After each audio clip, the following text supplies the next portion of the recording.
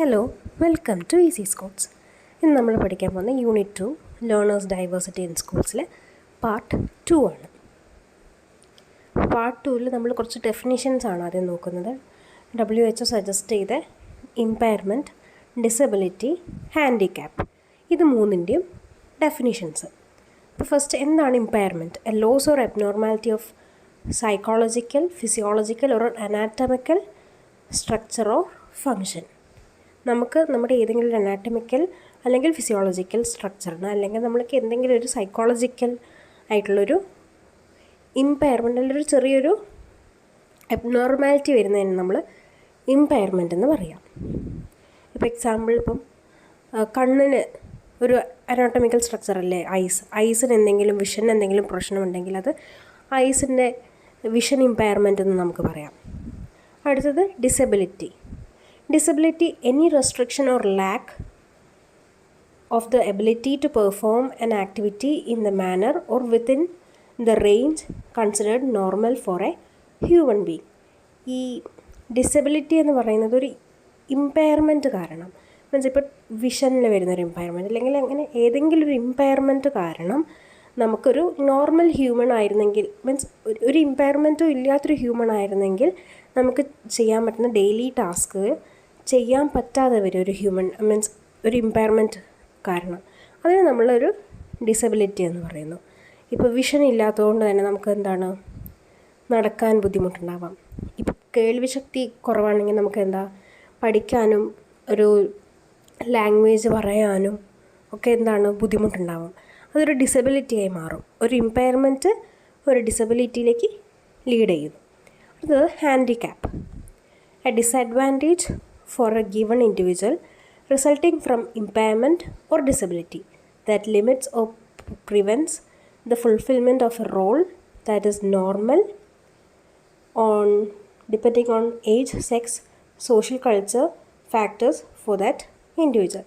Means normally ഒരു ഇൻഡിവിജ്വലിന് സുഖമായിട്ട് ചെയ്യാൻ പറ്റുന്ന കാര്യങ്ങൾ ഇമ്പയർമെൻറ്റ് അല്ലെങ്കിൽ ഡിസബിലിറ്റി കാരണം റെസ്ട്രിക്റ്റ് ചെയ്യപ്പെടുന്നതിനെയാണ് നമ്മൾ ഹാൻഡിക്യാപ്പ് ആവുക എന്ന് പറയുന്നത്. ഓക്കെ, അത് മൂന്നും ക്ലിയർ ആണെന്ന് വിചാരിക്കുന്നത്. WHO ഡെഫിനിഷൻസാണിത്. വളരെ സിമ്പിൾ ഡെഫിനിഷൻസ്. ഇതുപോലെ കോൺസെപ്റ്റ് മനസ്സിലാക്കി പഠിച്ചു വെക്കുക. Next, hearing impairment.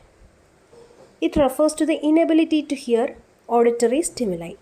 നമുക്ക് ഓഡിറ്ററി സ്റ്റിമുലൈസിനെ റെക്കഗ്നൈസ് ചെയ്യാനും അത് മനസ്സിലാക്കാനും ബ്രെയിനിൻ്റെ നമ്മുടെ ഇയറിലെ സെൻസറിക്ക് എന്തെങ്കിലും പ്രശ്നം ഉണ്ടാവുക, അങ്ങനെ എന്തെങ്കിലും ഒരു രീതിയിൽ നമുക്ക് ഓഡിറ്ററി സ്റ്റിമുലൈ റെക്കഗ്നൈസ് ചെയ്യാൻ പറ്റാത്തതിനെയാണ് നമ്മൾ ഹിയറിംഗ് ഇമ്പയർമെൻറ്റ് എന്ന് പറയാം.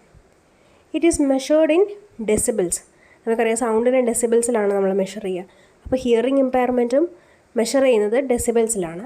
If one can hear sounds between 0 and 25 decibels their hearing is normal. 0 to 25 ഇടയിലുള്ളതാണ് നമുക്ക് കേൾക്കാൻ പറ്റുന്നതെങ്കിൽ നമ്മുടെ ഹിയറിംഗ് നോർമലാണ്.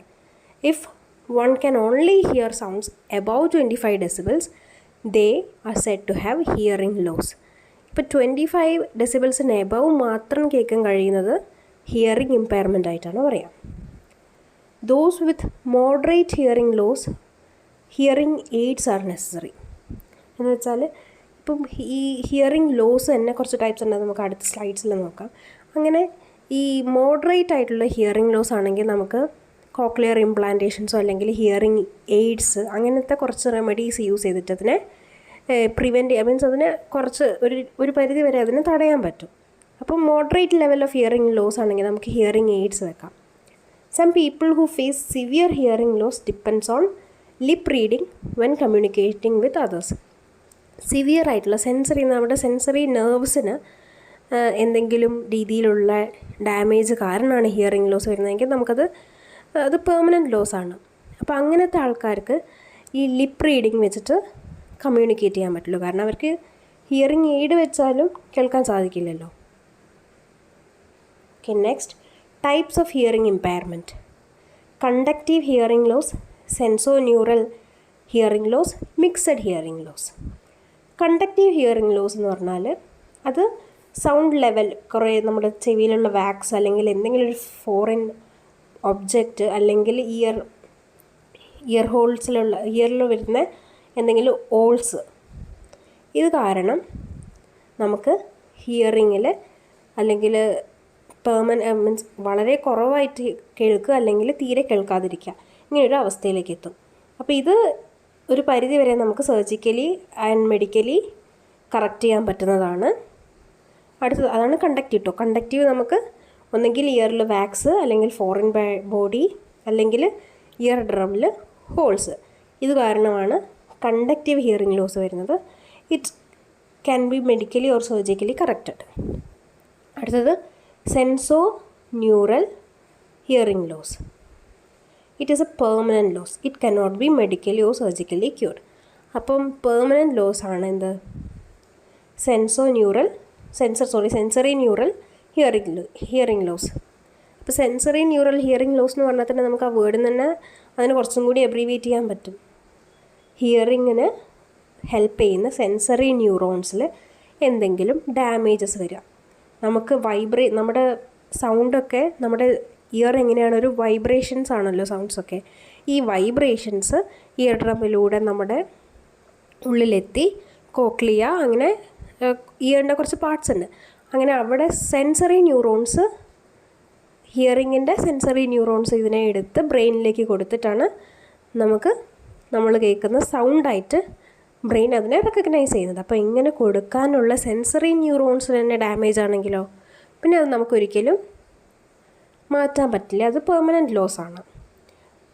അടുത്തത് mixed hearing loss. Mixed hearing loss എന്ന് പറഞ്ഞാൽ അതൊരു mixed of conductive and sensory neural hearing loss ആയിരിക്കും. മീൻസ് അത് ടോട്ടൽ ലോസ് ഓഫ് ഹിയറിംഗ് എന്ന് നമുക്ക് പറയാൻ പറ്റില്ല, പക്ഷേ പെർമനൻറ്റ് ലോസ് ഒന്നും പറയാൻ പറ്റില്ല.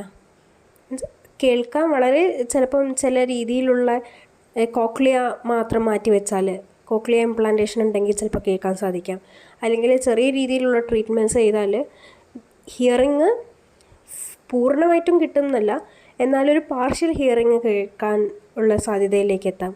അങ്ങനെ ഒരു മിക്സഡ് ലെവൽ ഓഫ് ഹിയറിങ് വരുന്നതിലാണ് മിക്സഡ് ഹിയറിംഗ് ലോസ് എന്ന് പറയുന്നത്.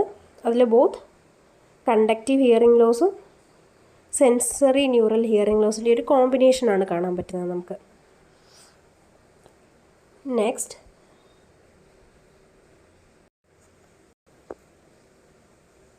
ഹിയറിംഗ് ഇമ്പയർമെൻറ്റ്സ് ഉള്ള കുട്ടികൾക്ക് നമുക്ക് എന്തൊക്കെ രീതിയിലുള്ള റെമഡീസാണ് ചെയ്യാൻ പറ്റുക എന്നാണ് ഇതിൽ പറയുന്നത്. First one, early intervention.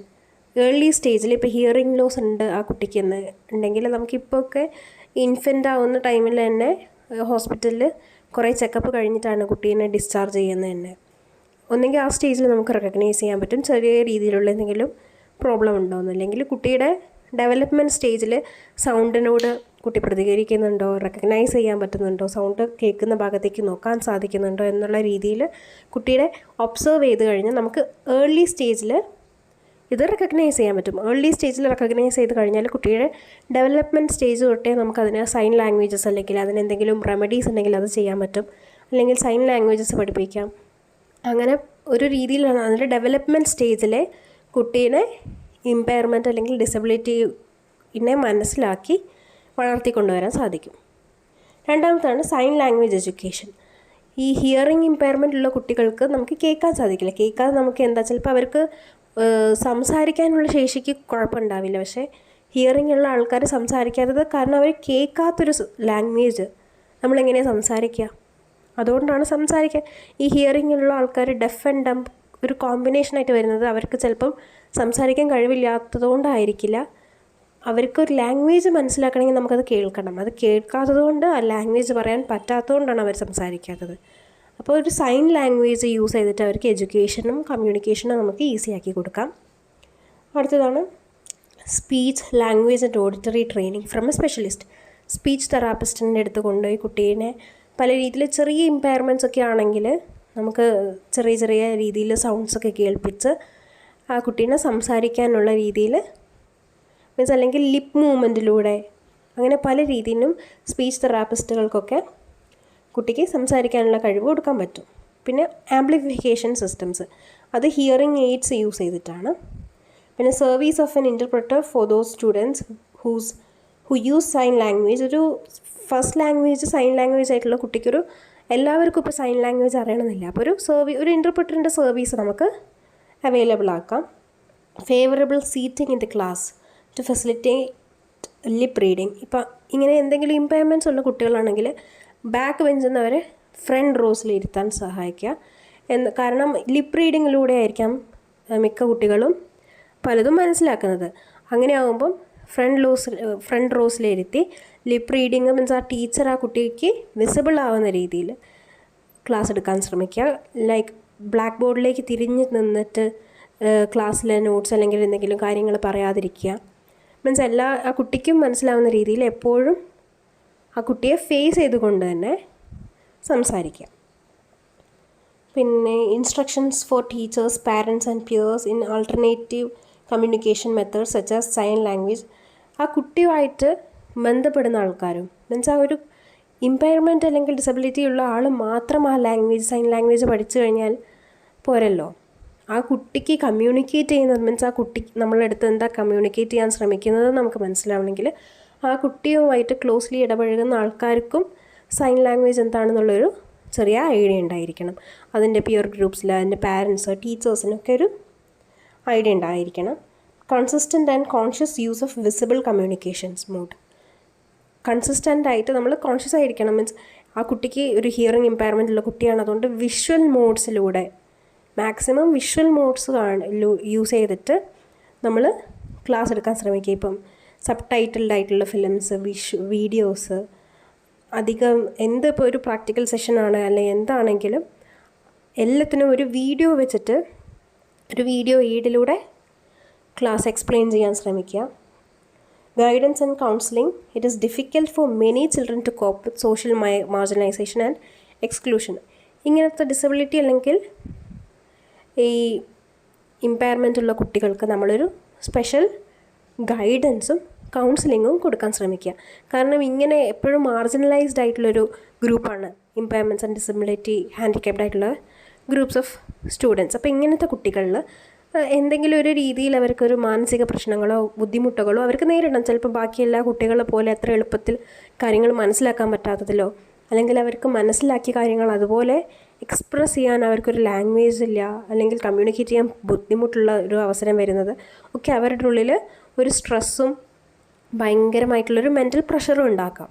അപ്പോൾ ഇതിൽ നിന്നൊക്കെ അവർക്കൊരു റിലീഫ് കിട്ടാൻ വേണ്ടിയിട്ട് നമുക്കൊരു പ്രോപ്പർ ഗൈഡൻസും കൗൺസിലിങ്ങും കുട്ടികൾക്ക് നൽകാൻ പറ്റും. അപ്പോൾ ഇത്രയൊക്കെ കാര്യങ്ങളാണ് നമ്മൾ ശ്രദ്ധിക്കേണ്ടത്. Next, teaching strategies for hearing impairment. Encourage student with hearing loss to sit themselves towards the front of the lecture class. ഇതൊക്കെ നമ്മൾ നേരത്തെ പറഞ്ഞതിൽ തന്നെ ഉള്ളത് തന്നെയാണ്. ഫ്രണ്ട് റോസിൽ കൊണ്ടുപോയിരുത്താൻ ശ്രമിക്കുക. Use assistive listening devices such as induction loops if these are available in the theatre. ഇപ്പോൾ നമുക്ക് assisting devices like induction loops ഒക്കെ അവൈലബിൾ ആണെങ്കിൽ അത് കുട്ടികൾക്ക് നൽകിയിട്ട് ഹിയറിംഗ് ഇമ്പയർമെൻറ്റുള്ള കുട്ടികൾക്ക് നൽകിയിട്ട് കേൾക്കാൻ സഹായിക്കുന്ന രീതിയിലാക്കുക. Ensure that any background noises minimalised. ഇങ്ങനൊരു ക്ലാസ്സിൽ എടുക്കുമ്പോൾ നമുക്ക് ബാക്ക്ഗ്രൗണ്ട് നോയ്സസ് ഉണ്ടെങ്കിൽ ഓൾറെഡി മിനിമം ഹിയറിംഗ് ആയിരിക്കാം ചില ആൾക്കാർക്ക്. ചിലപ്പോൾ അങ്ങനത്തെ ആൾക്കാർ ബാക്ക്ഗ്രൗണ്ട് നോയ്സസും കൂടി ഉണ്ടാകുമ്പോൾ എന്താണ് ടീച്ചർ പറയുന്നത് കേൾക്കുമോ? ഇല്ല. അപ്പോൾ ആ ക്ലാസ് ഭയങ്കര ഡിസിപ്ലിൻഡ് ആയിട്ട് ബാക്ക്ഗ്രൗണ്ട് നോയ്സസ് ഒന്നും ഇല്ലാത്ത രീതിയിൽ കൺട്രോൾ ചെയ്ത് കൊണ്ടുപോകാൻ പറ്റണം. Do not speak when facing the blackboard. ഇത് നമ്മൾ നേരത്തെ പറഞ്ഞു. ഫ്രണ്ട് റോയിൽ ഇരുത്തുന്നത് എന്തിനാ? അവർക്ക് ലിപ്പ് റീഡിങ് കറക്റ്റായിട്ട് കിട്ടാൻ വേണ്ടിയിട്ടാണ്. അങ്ങനെ ഫ്രണ്ട് റോയിൽ ഇരുത്തിയാൽ മാത്രം പോരാ, നമ്മൾ ബാക്ക് ബോർഡിനെ ഫേസ് ചെയ്തുകൊണ്ട് സംസാരിച്ച് കഴിഞ്ഞാൽ ആ കുട്ടികൾക്ക് ഡെസിഫർ ചെയ്യാൻ പറ്റില്ല. അതുകൊണ്ട് ബ്ലാക്ക് ബോർഡിനെ ഫേസ് ചെയ്തുകൊണ്ട് സംസാരിക്കാതിരിക്കുക. Provide written materials to supplement all lectures, tutorials and laboratory sessions. എന്ത് ലബോറട്ടറി സെഷൻസോ അല്ലെങ്കിൽ തിയററ്റിക്കൽ സെഷൻസ് ആണെങ്കിലും ഇതിനൊക്കെ ഒരു റിട്ടൺ മെറ്റീരിയലും സപ്ലിമെൻ്റ് ആയിട്ട് പ്രൊവൈഡ് ചെയ്യുക. അത് കമ്പൽസറി ആക്കുക. കാരണം റിട്ടൺ മെറ്റീരിയൽ കമ്പൽസറി ആയിട്ട് അവർക്ക് കിട്ടിയാൽ മാത്രമേ ചില ആൾക്കാർക്ക് അത് എല്ലായ്പ്പോഴും നമുക്ക് ലിപ്പ് റീഡിങ്ങിലൂടെ മനസ്സിലാക്കാൻ സാധിക്കണം എന്നില്ല. ഇപ്പോൾ ഒരു ടീച്ചർ ഭയങ്കര സ്പീഡിലൂടെയാണ് പറയുന്നതെങ്കിൽ ആ കുട്ടിക്ക് ചില വേർഡ് ഡെസിഫർ ചെയ്യാൻ ബുദ്ധിമുട്ടുണ്ടാവും. ആ ടീച്ചറിൻ്റെ സ്ലാങ് ഡിഫറെൻ്റ് ആണെങ്കിൽ, ആക്സെൻറ്റ് ഡിഫറെൻ്റ് ആണെങ്കിലൊക്കെ ആ ലിപ്പ് റീഡിങ്ങിലൂടെ മനസ്സിലാക്കാൻ പറ്റുന്നതിലൊരു ലിമിറ്റേഷൻ ഉണ്ട്. അപ്പോൾ എപ്പോഴും നമ്മൾ ഒരു വിഷ്വൽ എയ്ഡ് അല്ലെങ്കിൽ റിട്ടൺ മെറ്റീരിയൽ പ്രൊവൈഡ് ചെയ്യാം. നെക്സ്റ്റ്, വിഷ്വൽ ഇമ്പയർമെൻറ്റിനെ കുറിച്ചാണ്.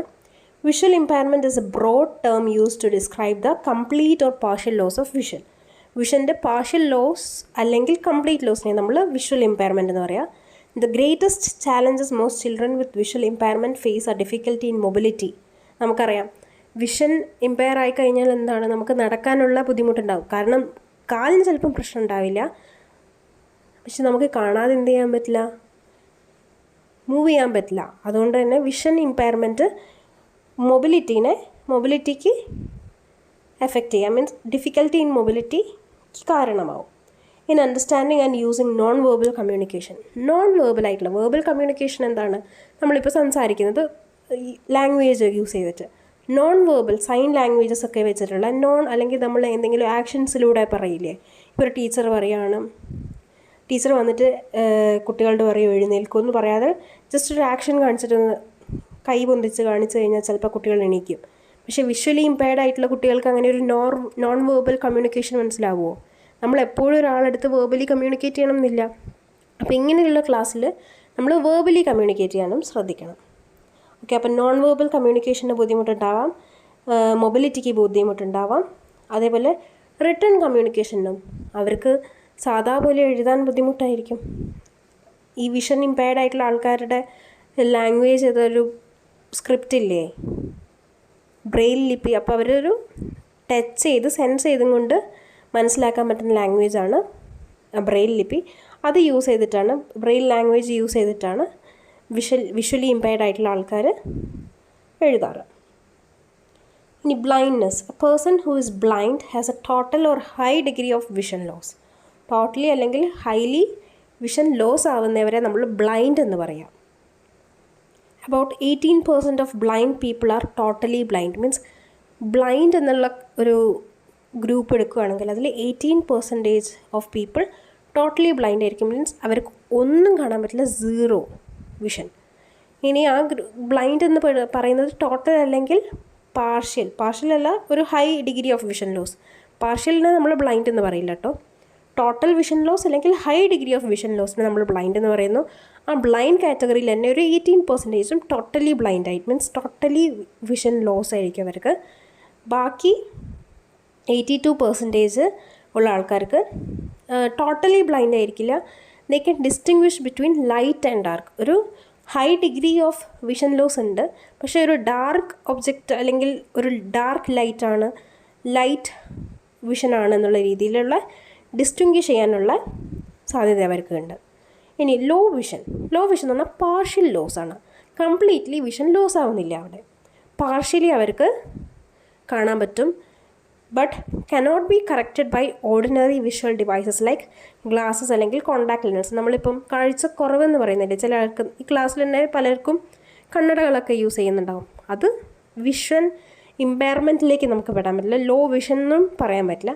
അതിപ്പോൾ ദൂരെയുള്ളത് കാണാൻ പറ്റാതെ, അടുത്തുള്ളത് കാണാൻ പറ്റാത്ത ബുദ്ധിമുട്ടുകൾ, അതൊരു കറക്റ്റിംഗ് ഗ്ലാസസ് വെച്ച് കഴിഞ്ഞാൽ ആ വിഷൻ നമുക്ക് റെക്ടിഫൈ ചെയ്യാൻ പറ്റുന്നതേ ഉള്ളൂ. പക്ഷേ ലോ വിഷനിലുള്ള ആൾക്കാർക്ക് ഒരു കറക്റ്റിംഗ് ഗ്ലാസ് അല്ലെങ്കിൽ ലെൻസസ് വെച്ച് കഴിഞ്ഞാൽ ഈ വിഷ്വൽ ഇമ്പയർമെൻറ്റിനെ കറക്റ്റ് ചെയ്യാൻ പറ്റില്ല. ഓർഡിനറി വിഷ്വൽ ലോസ് അല്ല. ഓക്കെ, നെക്സ്റ്റ് ഇതിൽ തന്നെ കുറച്ച് വിഷ്വൽ ലോസിനുള്ള കാരണങ്ങളാണ്, മീൻസ് ഒരു കണ്ടീഷൻസാണ്, ഓരോരോ ഡിസീസസ് അല്ലെങ്കിൽ ഡയഗ്നോസ്റ്റിക് കണ്ടീഷൻസാണ് നമ്മളിവിടെ പറയാൻ പോകുന്നത്. First one, albinism. People with albinism are born with little or no colour in their eyes, skin and hair. This means that they may have pale skin and very light golden hair. Even if this is not common within their ethnic group, albinism affect the vision of those affected. അപ്പോൾ നമ്മൾ albinism എന്ന് പറഞ്ഞാൽ ഇവരുടെ ശരീരത്തിൽ pigments വളരെ കുറവായിരിക്കും. നമുക്കറിയാം ഐസിലൊക്കെ നമുക്ക് പിഗ്മെൻറ്റ്സ് ഉണ്ട്, വിഷ്വൽ പിഗ്മെൻറ്റ്സ് ഉണ്ട്. റോഡ് സെൽസിൽ, കോൺ സെൽസിലൊക്കെ വിഷ്വൽ പിഗ്മെൻറ്റ്സ് ഉണ്ടെന്ന് നമുക്കറിയാം. ഈ വിഷ്വൽ പിഗ്മെൻറ്റ്സ് ആണ് നമുക്ക് കളേർഡ് ആയിട്ടുള്ള സാധനങ്ങൾ അല്ലെങ്കിൽ ഒരു വിഷനെ കാണാൻ ഹെൽപ്പ് ചെയ്യുന്നത് ഈ വിഷ്വൽ പിഗ്മെൻറ്റ്സ് ആണ്. ഈ വിഷ്വൽ പിഗ്മെൻറ്റ്സ് ഇല്ലെങ്കിലോ ഇങ്ങനത്തെ ആൾക്കാർക്ക് വളരെ പെയിൽ സ്കിന്നായിരിക്കും, ഭയങ്കര വെളുത്ത സ്കിന്ന്, ഭയങ്കര ഹെയറൊക്കെ ഭയങ്കര ലൈറ്റ് ആയിരിക്കാം, ഗോൾഡൻ കളർ ഹെയർ ആയിരിക്കാം.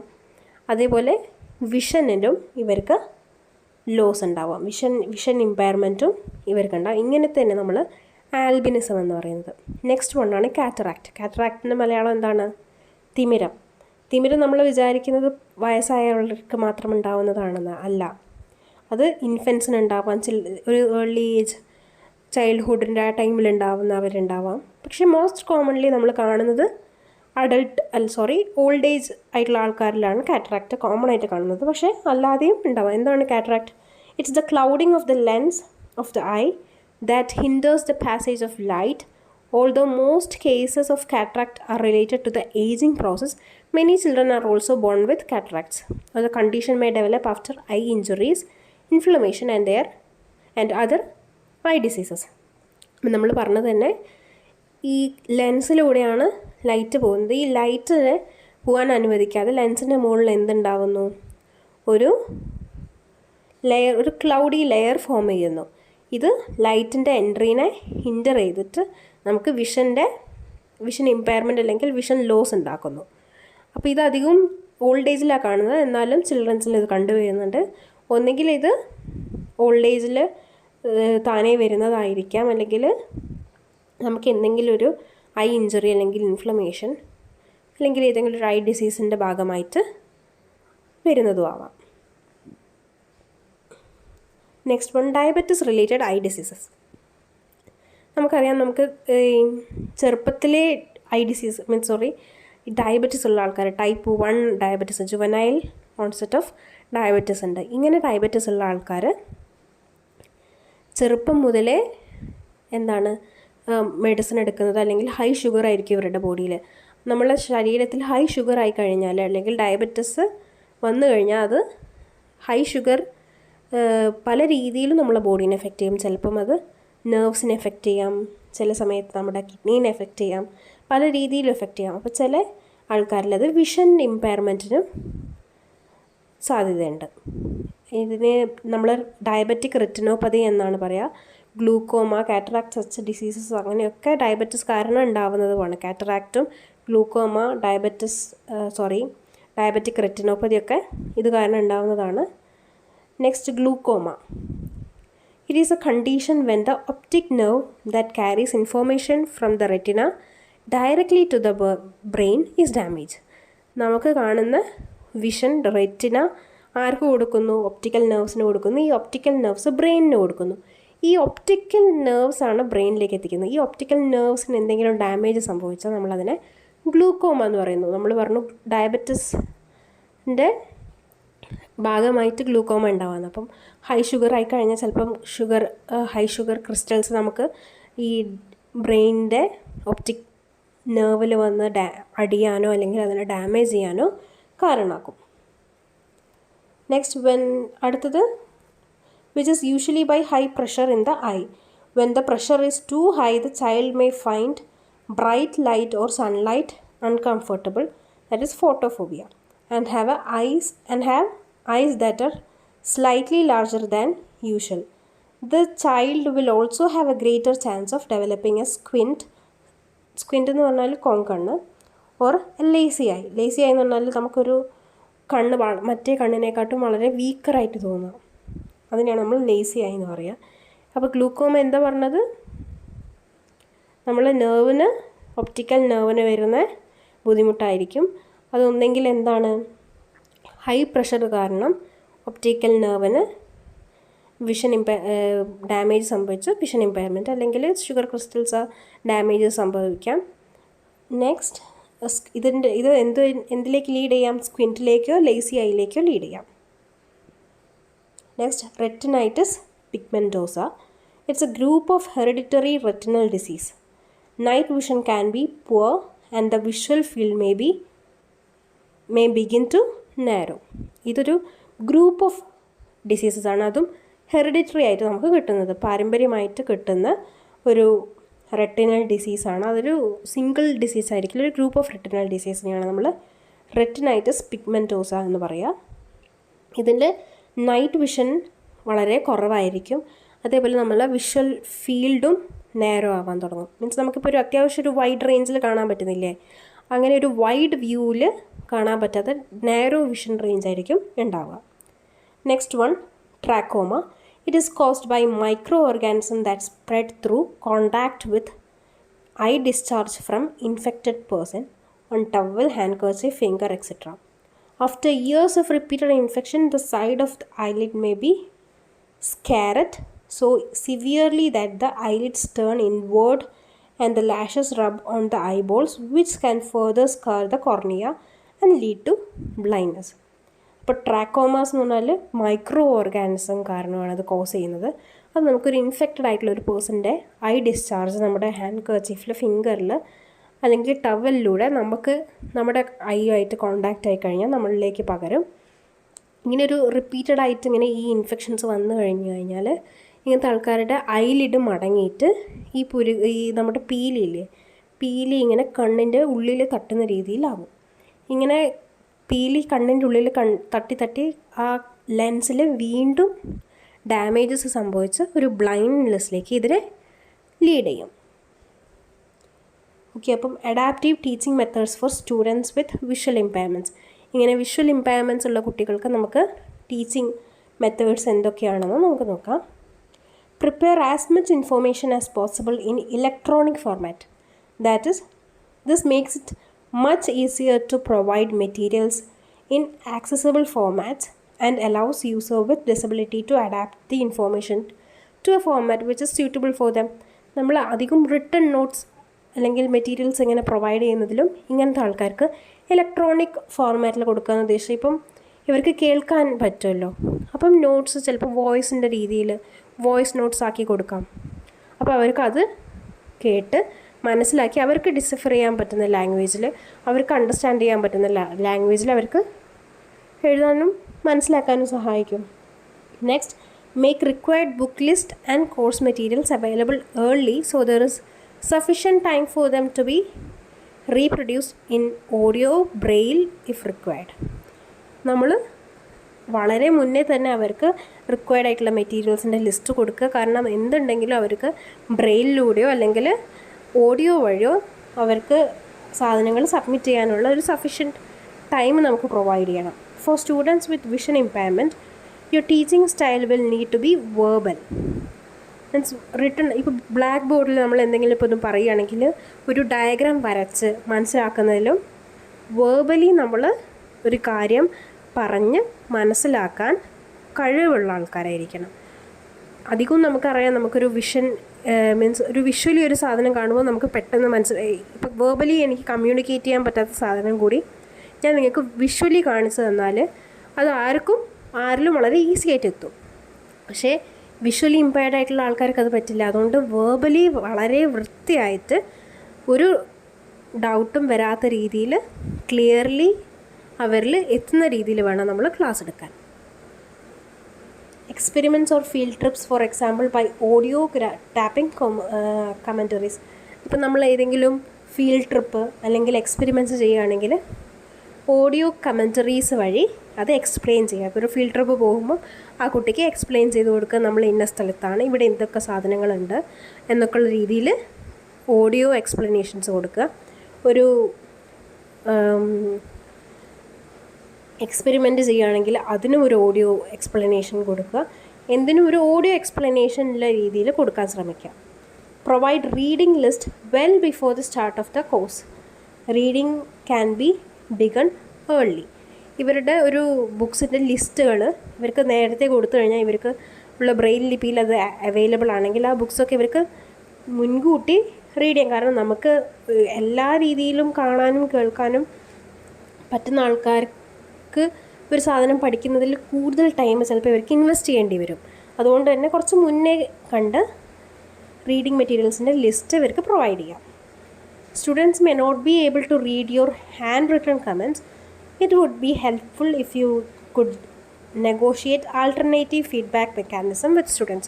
നമുക്കറിയാം, നമ്മൾ എപ്പോഴും ഒരു കുട്ടിക്ക് ഒരു ഫീഡ്ബാക്ക് കൊടുത്തുകൊണ്ടിരിക്കണം. ഇപ്പോൾ നമ്മൾ ചെയ്തത് തെറ്റാണെങ്കിൽ, ശരിയാണെങ്കിൽ, അല്ലെങ്കിൽ എന്തെങ്കിലും ഇമ്പ്രൂവ്മെൻറ്റ് വരുത്തണമെങ്കിലൊക്കെ ഫീഡ്ബാക്ക്സ് കൊടുക്കണം. അപ്പം ഒരു വിഷ്വൽ ഇമ്പയർഡ് ആയിട്ടുള്ള കുട്ടിക്ക് നമ്മൾ റിട്ടേൺ ഫീഡ്ബാക്ക്സ് കൊടുത്തിട്ട് കാര്യമില്ല. ഇപ്പോൾ ഒരു പേപ്പർ ചെക്ക് ചെയ്യുകയാണെങ്കിൽ പേപ്പറിൽ വരുത്തേണ്ട കറക്ഷൻസ് അല്ലെങ്കിൽ ഇതിലെ തെറ്റുകൾ ചിലപ്പോൾ ടീച്ചേഴ്സ് സൈഡിൽ ആ ക്വസ്റ്റിൻ്റെ സൈഡിൽ എഴുതി കൊടുക്കും. ഇതൊക്കെയാണ് ഇതിൽ വന്ന തെറ്റ്, നെക്സ്റ്റ് ടൈം ഈ ചേഞ്ചസ് വരുത്തണം എന്നൊക്കെ. അപ്പോൾ വിഷ്വലി ഇമ്പയർഡ് ആയിട്ടുള്ള കുട്ടിക്ക് നമ്മൾ ഫീഡ്ബാക്ക് കൊടുക്കുമ്പം അതിന് ആ കുട്ടിക്ക് മനസ്സിലാവുന്ന രീതിയിലുള്ള ഫീഡ്ബാക്ക് മെക്കാനിസംസ് യൂസ് ചെയ്യാം.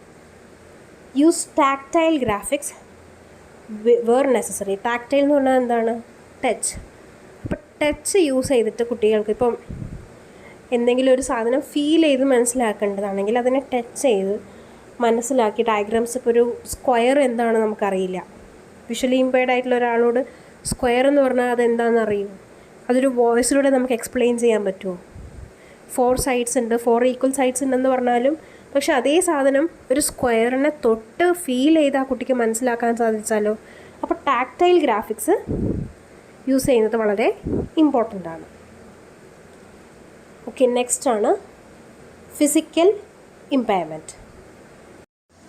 Physical impairment is a condition in which a part of a person's body is damaged or not working. നമ്മുടെ ഒരു ബോഡിയിൽ ഏതെങ്കിലും ഒരു പാർട്ട്, ഏതെങ്കിലും ഒരു ലിംബിന്, മീൻസ് ലെഗ്സിന്, ഹാൻഡ്സിന്, അങ്ങനെ ഏതെങ്കിലും ഒരു പാർട്ടിന് എന്തെങ്കിലും ഒരു ഡാമേജ് പറ്റുക അല്ലെങ്കിൽ അത് വർക്ക് ചെയ്യാതിരിക്കുക, അതിന് നമ്മൾ ഫിസിക്കൽ ഇമ്പയർമെൻ്റ് എന്ന് പറയുന്നത്. Problems faced by the person with physical impairment include poor muscle control, weakness and difficult in walking, seeing and speaking.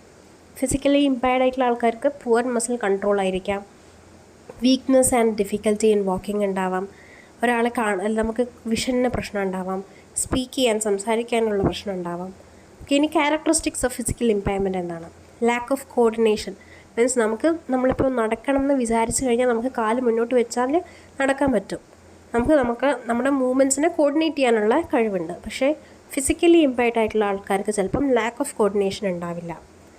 Week muscles ആവും, അല്ലെങ്കിൽ സ്റ്റിഫ് മസിൽസ് ആവാം, നോ മസിൽ സ്ട്രെങ്ത് ആവാം, problems related to movements, communication, eating etcetera. ഇതൊക്കെയാണ് physical ഇമ്പയർമെൻറ്റിൻ്റെ characteristics. ഇനി causes എന്താണ്? ഒന്നെങ്കിൽ അത് ഹെറിഡിറ്ററി കോസ് ആവാം, അല്ലെങ്കിൽ disability developed at the later stage due to accident, അല്ലെങ്കിൽ ജനറ്റിക് പ്രോബ്ലംസ്. ഇനി types of physical impairment. Neuro musculo disability ഉണ്ടാവും, മസ്കുലോ സ്കെലറ്റൻ ഡിസബിലിറ്റി ഉണ്ട്. ഇനി ന്യൂറോ മസ്കുലോ ഡിസബിലിറ്റി എന്ന് പറഞ്ഞാൽ ന്യൂറോൺസ് ആൻഡ് മസിൽസിൻ്റെ പ്രോബ്ലം കാരണം ഉണ്ടാവുന്ന ഡിസബിലിറ്റി. മസ്കുലോ സ്കെലറ്റൻ ഡിസബിലിറ്റി എന്ന് പറഞ്ഞാൽ മസിൽസിൻ്റെയും സ്കെലറ്റൻ്റെയും പ്രോബ്ലം കാരണം ഉണ്ടാവുന്ന ഡിസബിലിറ്റി. ഇനി മൊബിലിറ്റി ഇമ്പയർമെൻറ്റ് എന്താണ്? ആ വേർഡ് തന്നെ നമുക്ക് മനസ്സിലാവും. മൊബിലിറ്റി എന്ന് പറഞ്ഞാൽ ability to move. It refers to the inability of a person to use one or more of his or her extremities, or lack of strength to walk, grasp or lift an object. അപ്പോൾ നമ്മുടെ extremities എന്ന് ഉദ്ദേശിച്ചത് എന്താണ്? ലിംബ്സ്, hands, legs ഒക്കെ. ഇത് move ചെയ്യാനോ ഉള്ള strength ഇല്ലാതെ ആവാം, നമുക്ക് വാക്ക് ചെയ്യാൻ പറ്റാതെ, എന്തെങ്കിലും ഒരു സാധനം ലിഫ്റ്റ് ചെയ്യാനോ പിടിക്കാനോ പറ്റാതെ, ഗ്രാസ്പ് ചെയ്യാനോ പറ്റാത്ത രീതിയിലുള്ള ഇനബിലിറ്റിക്കാണ് നമ്മൾ മൊബിലിറ്റി ഇമ്പയർമെൻ്റ് എന്ന് പറയാം. To the use of wheelchair, walker etcetera may be utilised to the aid of mobility impairment. Move ചെയ്യാൻ ബുദ്ധിമുട്ടുള്ള ആൾക്കാർക്ക്, ഇങ്ങനത്തെ ആൾക്കാർക്ക് വീൽ ചെയറിൻ്റെ ഹെൽപ്പോ അല്ലെങ്കിൽ ഒരു വാക്കറിൻ്റെ യൂസ് നമുക്ക് പ്രൊവൈഡ് ചെയ്യാൻ പറ്റും. ഇനി എന്താണ് motor impairment? It is the partial or total loss of function of body part, usually a limb or limbs. It results in muscle weakness, poor stamina, lack of muscle control and total paralysis. അതിൻ്റെ എക്സാമ്പിളാണ് stroke, brain injury, spinal cord injury, cerebral പാൽസി, Parkinson's disease, neuro muscular disease. Totally അല്ലെങ്കിൽ partially ഒരു body പാർട്ടിൻ്റെ അല്ലെങ്കിൽ നമുക്ക് നമ്മുടെ ലിംസിൻ്റെ functioning stop ആവുന്നതിനെ നമ്മൾ motor impairment എന്ന് പറയാം. അത് മസിൽ വീക്ക്നെസ്സിനെ, പുവർ സ്റ്റാമിനയ്ക്ക്, ലോസ് ഓഫ് മസിൽ കൺട്രോളിനൊക്കെ ആൻഡ് പാരാലിസിസിനൊക്കെ കാരണമാവും. അതിൻ്റെ എക്സാമ്പിൾസാണ് stroke, cerebral palsy, spinal cord injury, brain injury etcetera. അതിൽ first one cerebral palsy is also known as Little's disease. It is a group of permanent movement disorder that appear in early childhood. ഇത് Little's disease എന്നറിയപ്പെടുന്നത് കാരണം എന്താണ്? Early ചൈൽഡ്ഹുഡിലാണ് ഇതിൻ്റെ onset ഉണ്ടാകുന്നത്. Cerebral palsy is caused due to abnormal development or damage occurring in the developing brain develop ചെയ്യുന്ന സമയത്ത് ഉണ്ടാവുന്ന damages ആണ് സെറിബ്രൽ പാൽസിക്ക് കാരണമാവുന്നത്. In most cases this injury occurs during pregnancy. മിക്ക സെറിബ്രൽ പാൽസീൻ്റെ കേസിലും ഈ ബ്രെയിൻ ഇഞ്ചുറി സംഭവിക്കുന്നത് പ്രഗ്നൻസി ടൈമിലായിരിക്കാം. However it can sometime occur during birth and from brain injuries in early infancy. കുട്ടി വളരെ ചെറുതാവുമ്പോൾ ഉണ്ടാകുന്ന ബ്രെയിൻ ഇഞ്ചുറി, അല്ലെങ്കിൽ ബർത്ത് ടൈമിൽ ഉണ്ടാകുന്ന എന്തെങ്കിലും ഇഞ്ചുറി, അല്ലെങ്കിൽ പ്രഗ്നൻസി ടൈമിൽ ഉണ്ടാകുന്ന എന്തെങ്കിലും ഒരു ഇഞ്ചുറിക്ക് ബ്രെയിൻ ഇഞ്ചുറിയാണ് നമ്മൾ സെറിബ്രൽ പാൽസിക്ക് ലീഡ് ചെയ്യുന്നത്. ഓക്കെ, ഈ ഏർലി ഇൻഫൻസി സ്റ്റേജിൽ സച്ചസ് നമുക്ക് ഡ്രൗണിങ്, അല്ലെങ്കിൽ മെനഞ്ചൈറ്റിസ്, അല്ലെങ്കിൽ എന്തെങ്കിലും ഹെഡ് ഇഞ്ചുറി വരിക, അല്ലെങ്കിൽ ബീയിങ് ഷേക്കൺ ബേബി സിൻഡ്രോം എന്നൊക്കെ കേട്ടിട്ടില്ലേ? നമ്മൾ വളരെ ചെറിയ കുട്ടികളെ എടുത്തിങ്ങനെ കുലുക്കും.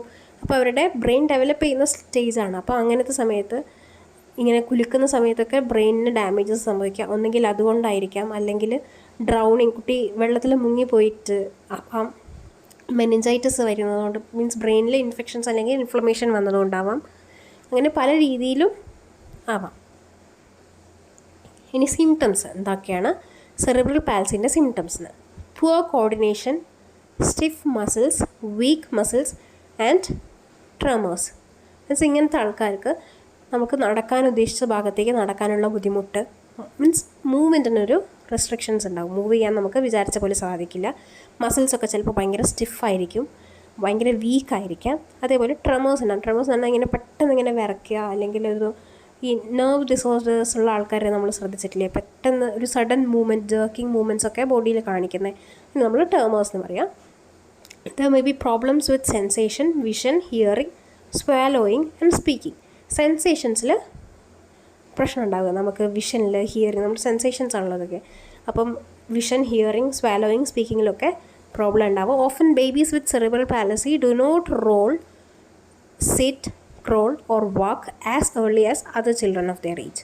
കുട്ടികൾ മുട്ടിട്ട് അഴയുക, നീന്തുക, അതേപോലെ നടക്കുക, അങ്ങനത്തെ കാര്യങ്ങളിലൊക്കെ ഇവർ ബാക്കി കുട്ടികളിലേക്കാട്ടും വളരെ ലേറ്റ് ആയിരിക്കാം. Difficulty with the ability to think or reason and seizures each occurs in about 1/3 of people with cerebral palsy. നമുക്ക് ക്ലിയർലി തിങ്ക് ചെയ്യാനുള്ള എബിലിറ്റി, അതേപോലെ സീഷേഴ്സ്, ഇങ്ങനെ എന്താണ് പറയുക, സീഷേഴ്സ് ഒക്കെ അറിയാം. അതേപോലെ പ്രോപ്പർലി തിങ്ക് ചെയ്യാനുള്ള എബിലിറ്റിയും നഷ്ടപ്പെടാം. Speech and language disorders are common in people with cerebral palsy. നമുക്ക് സംസാരിക്കാനോ അല്ലെങ്കിൽ ഒരു ലാംഗ്വേജ് ഡെസിഫർ ചെയ്യാനുള്ള ബുദ്ധിമുട്ടോ ഉണ്ടായേക്കാം. സീഷേഴ്സിൻ്റെ മലയാളം എനിക്ക് കിട്ടുന്നില്ല, ഞാൻ കിട്ടിക്കഴിഞ്ഞാൽ പറയാം കേട്ടോ.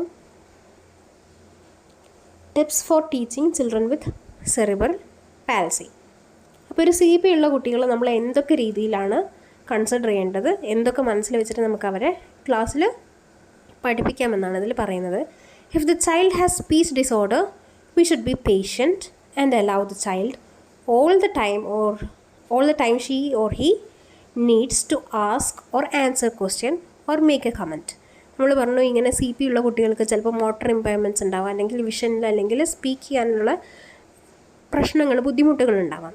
അപ്പോൾ ആ കുട്ടിക്ക് സ്പീച്ച് ഡിസോർഡേഴ്സ് ഉണ്ടെങ്കിൽ നമുക്ക് സംസാരിക്കില്ല എന്നല്ല, പക്ഷെ വളരെ സ്ലോ ആയിട്ട് ഒരു കാര്യം സംസാരിക്കാൻ അല്ലെങ്കിൽ കൺവേ ചെയ്യാൻ വളരെ ടൈം എടുക്കാം.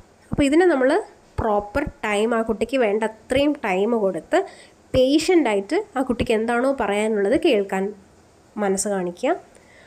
അടുത്തത്, we should allow the child chance to move around.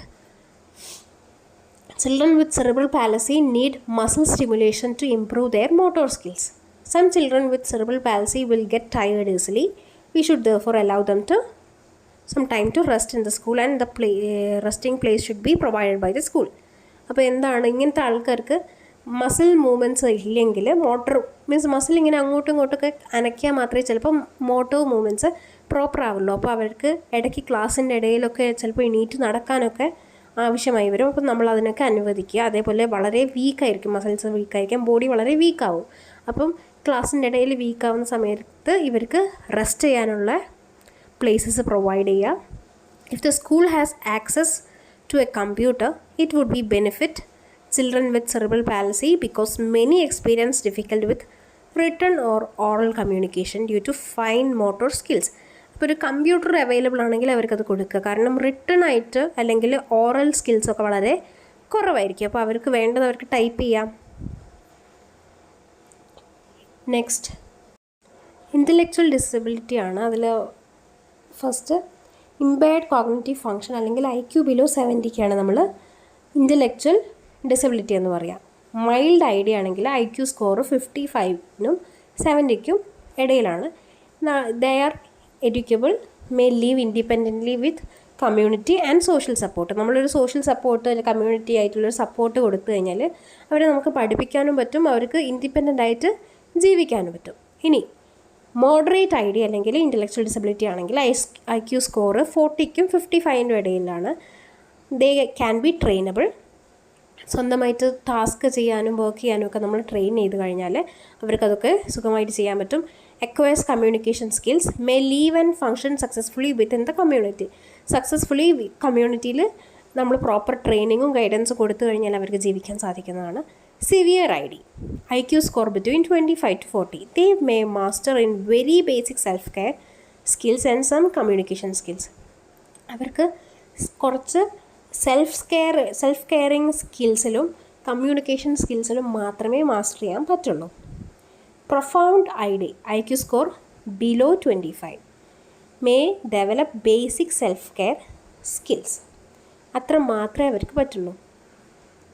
Okay, എന്താണ് മറ്റേതിൽ എന്ത് പറഞ്ഞു? കമ്മ്യൂണിക്കേഷൻ സ്കിൽസൊക്കെ ഡെവലപ്പ് ചെയ്യാന്നുണ്ട്. പക്ഷേ IQ ബിലോ 25 ആണെങ്കിൽ ബേസിക് ആയിട്ടുള്ള സെൽഫ് കെയറിങ് സ്കിൽസ് അവർക്ക് ഡെവലപ്പ് ചെയ്യാൻ പറ്റും. പക്ഷേ കമ്മ്യൂണിക്കേഷൻ സ്കിൽസിലേക്കൊന്നും അത്ര ഹൈ ലെവലിലേക്ക് അവർക്ക് എത്താൻ പറ്റില്ല. അപ്പോൾ 4 ടൈപ്പ് ഓഫ് IDs ആണ്: mild, moderate, severe and profound. അതിൻ്റെ IQ ലെവലും പഠിച്ചു വെക്കുക. ഇനി കോസസ് ഓഫ് ഇൻ്റലക്ച്വൽ ഡിസബിലിറ്റി. എന്തുകൊണ്ടാണ് ഇൻ്റലക്ച്വൽ ഡിസബിലിറ്റി കോസ് ചെയ്യുന്നത്? ഒന്നെങ്കിൽ അത് ജനറ്റിക് കണ്ടീഷൻസ് ആവും. These include things like down syndrome, chromosome syndrome etcetera.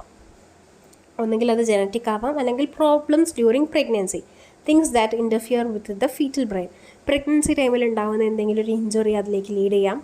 Problems during child ബർത്തിൻ്റെ സമയത്ത് ചിലപ്പം ഓക്സിജൻ ബ്രെയിനിലേക്ക് കിട്ടാത്ത അവസ്ഥയിൽ കുട്ടിക്ക് ഇങ്ങനൊരു പ്രീമച്വർ ബർത്തിൻ്റെ സമയത്തോ അല്ലെങ്കിൽ ഏതെങ്കിലും ഒരു രീതിയിൽ കുട്ടീനെ IDക്ക് കാരണമാവാം.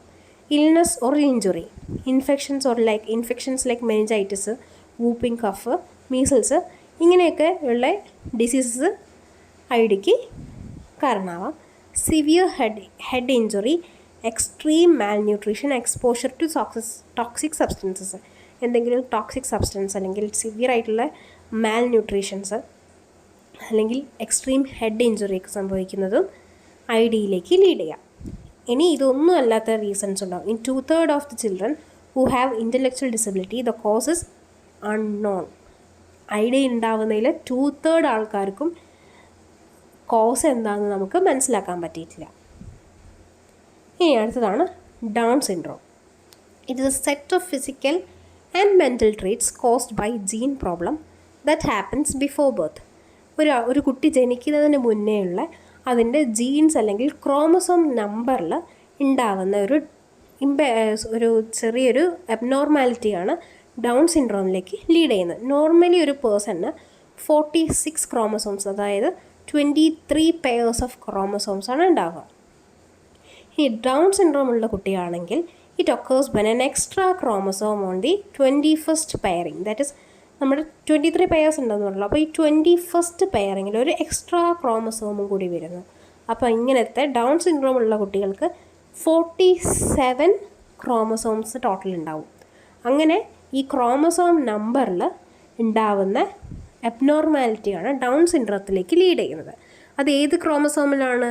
21st ക്രോമസോം പെയറിൽ ഒരു എക്സ്ട്രാ ക്രോമസോമും കൂടി ചേരുന്നതാണ് ഡൗൺ സിൻഡ്രോത്തിലേക്ക് നയിക്കുന്നത്. Having extra or abnormal chromosome will effect the body development.